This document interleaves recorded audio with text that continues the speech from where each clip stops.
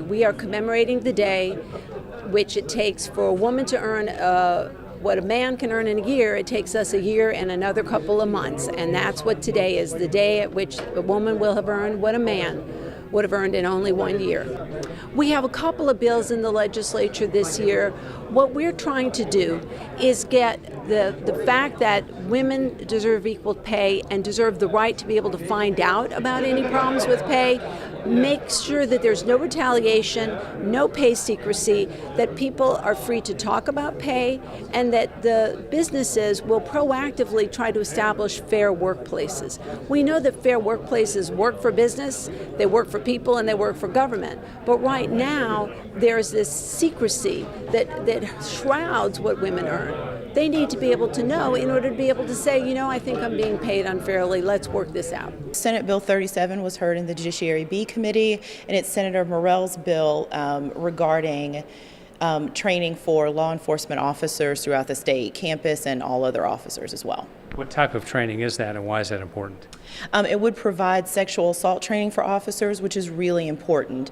One of the things that happens usually during law enforcement investigations is that there is an expectation of how sexual assault victims should act, how soon they should report crimes, and things that really go into whether or not law enforcement officers understand victim sensitivity. So this bill will give them a training on that, as well as a training on understanding victims' rights laws so that they're aware of what those current laws are. Tell us what you've got set up here at the Capitol today. We have a table, and we're doing what's called an unequal bake sale. So we have brownies and cookies and some fruit, and that we're asking for donations, that we're charging women 66 cents and we're charging men $1. Just to point out to everyone the inequity that, especially with school children, that we said, well, is it fair if I were, little boys, if I ask you to pay $1 for this, and yet women are only, being asked to, pay 66 cents? And they said, no. But then when we said, well, what about if they're working at a job? Is it fair that you get paid $1 and little girls only get paid 66 cents? And to a child, that all of them were just outraged by that and thought it was unfair. Basically, we're once again trying to push the bar, work towards the fact that Louisiana as a state pays on average 60 cents on the dollar for every dollar pays a man, which is unconscionable. And simply what we're doing this year is trying to move the ball forward to make sure that we can push towards having equal pay for women, because women do the same work as men, do paid a commensurate amount of money. I'm for equal pay because it's the right thing to do. You should not have a lady working doing the same identical job that a man is doing and you pay her less. That's just not fair, nor right. The roadblocks on this issue, the typical roadblocks that we have every year, is that if businesses can pay less to anyone to get the same amount of work, they prefer to do so. So on average, what you see on most instances is that if a business has been getting away with paying a woman 66 cents on the dollar, they'd rather not pay her $1. That's typically what we run into. This issue has come up multiple times in the legislature. What's it going to take to push it over the edge this time? What happens every year, and I think we are clawing towards this glacial advance on this topic, is that women make up over half of the electorate in the state of Louisiana. The more times that we push this issue, the more times we reveal who is for equal pay and who is not, the more likely it is that those individuals won't be coming back. It's an old issue. My grandmother in 1904 had to resign from teaching when she got married because women weren't allowed to teach if they were married. My aunt had to resign from the Navy as a Navy nurse when she married my uncle.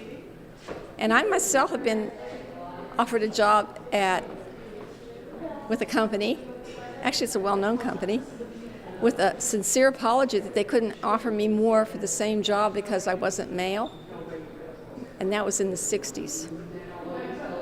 Now they probably still do it, but they certainly don't mention it.